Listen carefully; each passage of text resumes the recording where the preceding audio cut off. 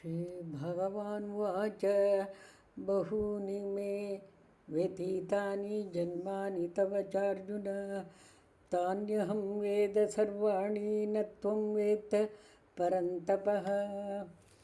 ಭಗವಂತನು ಹೇಳಿದನು, ಶತ್ರುದಮನನೇ, ನನ್ನ ಮತ್ತು ನಿನ್ನ ಅನೇಕ ಜನ್ಮಗಳು ಕಳೆದಿವೆ. ನನಗೆ ಆ ಎಲ್ಲವೂ ನೆನಪಿದೆ, ನಿನಗಿಲ್ಲ.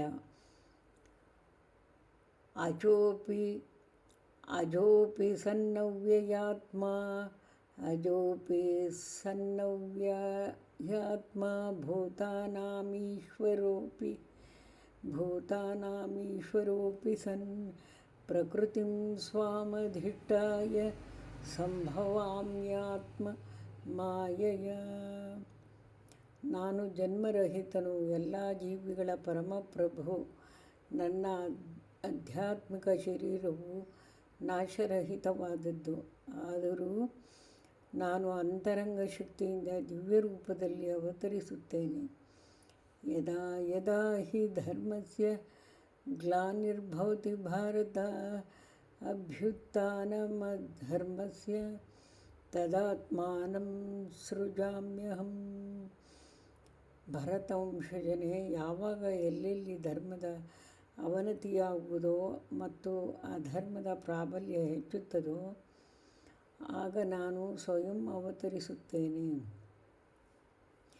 ಪರಿತ್ರಾಣಾಯ ಸಾಧೂನಾಂ ವಿನಾಶಾಯ ಚ ದುಷ್ಕೃತಾಂ ಧರ್ಮ ಸಂಸ್ಥಾಪನಾರ್ಥಾಯ ಸಂಭವಾಮಿ ಯುಗೆ ಯುಗೆ.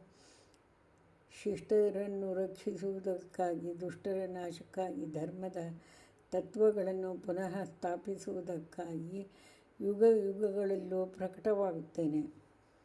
ಜನ್ಮ ಕರ್ಮ ಚ ಮೇ ದಿವ್ಯಂ ಏವಂ ಯೋ ವೇತ್ತಿ ತತ್ವತಃ ತ್ಯಕ್ತ್ವಾ ದೇಹಂ ಪುನರ್ಜನ್ಮ ನೈತಿ ಮಾಮೇತಿ ಸೋರ್ಜುನ.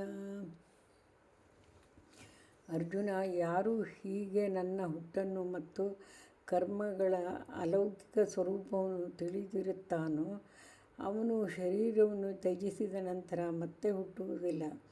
ಅವನು ನನ್ನನ್ನೇ ಹೊಂದುತ್ತಾನೆ. ವೀತರಾಗ ಭಯ ಕ್ರೋಧ ಮನ್ಮಯ ಮಾಮುತ್ಪಾಶ್ರಿತಾಃ ಬಹವೋ ಜ್ಞಾನ ತಪಸಾ ಪೂತಾ ಮದ್ಭಾವಮಾಗತಾಃ. ಭಯ, ಆಸಕ್ತಿ, ಕೋಪಗಳಿಂದ ಮುಕ್ತರಾಗಿ ಅನೇಕರು ನನ್ನಲ್ಲಿ ಸಂಪೂರ್ಣವಾಗಿ ಆಶ್ರಯ ಪಡೆದು ಜ್ಞಾನದ ತಪಸ್ಸಿನಿಂದ ಪರಿಶುದ್ಧರಾಗಿ ನನ್ನಲ್ಲಿ ದಿವ್ಯ ಪ್ರೇಮವನ್ನು ಪಡೆದಿದ್ದಾರೆ. ಯೇ ಯಥಾ ಮಾಂ ಪ್ರಪದ್ಯಂತೆ ತಾಂಸ್ತಥೈವ ಭಜಾಮ್ಯಹಂ. ಮಮ ವರ್ತ್ಮಾನುವರ್ತಂತೆ ಮನುಷ್ಯಾಃ ಪಾರ್ಥ ಸರ್ವಶಃ. ಯಾರು ಹೇಗೆ ನನ್ನಲ್ಲಿ ಶರಣು ಹೊಂದುವರೋ ಹಾಗೆಯೇ ಅವರಿಗೆ ಪ್ರತಿಫಲ ನೀಡುತ್ತೇನೆ ಪಾರ್ಥ. ಎಲ್ಲರೂ ಸಕಲ ವಿಧಗಳಲ್ಲಿಯೂ ನನ್ನ ದಾರಿಯನ್ನು ಅನುಸರಿಸುತ್ತಾರೆ.